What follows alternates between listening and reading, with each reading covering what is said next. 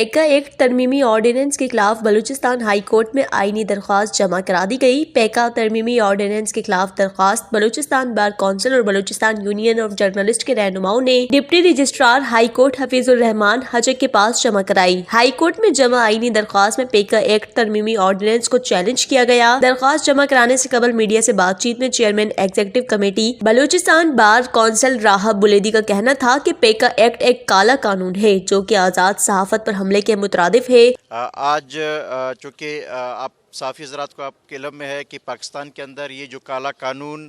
جو پیکا کے نام سے جس میں صدارتی آرڈیننس کے ذریعے جو نافذ کیا گیا، ہم سمجھتے ہیں کہ یہ ایک کالا قانون ہے۔ پاکستان کے اندر پارلیمنٹ کی موجود میں صدارتی آرڈیننس خود ایک وائلیشن ہے، جس سے پاکستان بھر کے وکلاء تنظیموں نے، پاکستان بھر کے میڈیا جرنلسٹ نے، آج ہم بلوچستان یونین آف جرنلسٹ اور ان کی صحافی تنظیموں کے ساتھ مل کے ہم آج اسے ہم چیلنج کر رہے ہیں بلوچستان بار کونسل کے پلیٹ فارم سے، اور بلوچستان یونین آف جرنلسٹ کے پریزیڈنٹ کے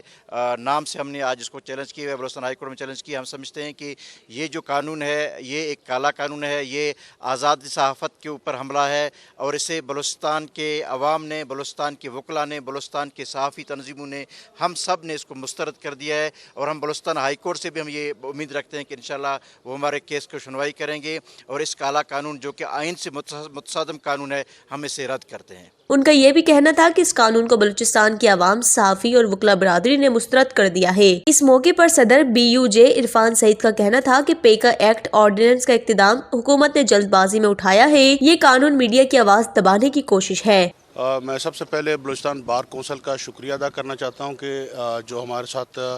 اس کالے قانون کے خلاف کھڑے ہوئے ہیں، اور آج ہم اس کو بلوچستان ہائی کورٹ میں چیلنج کرنے جا رہے ہیں۔ پیکا قانون بیسیکلی جو ہے یہ حکومت نے جو جلد بازی میں اقدام اٹھایا ہے، ہم سمجھتے ہیں یہ میڈیا کی آواز کو دبانے کے لیے اٹھایا گیا ہے، حالانکہ اس سے پہلے جو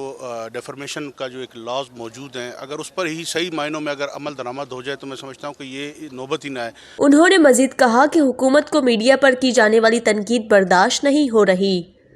وش نیوز کوئٹہ۔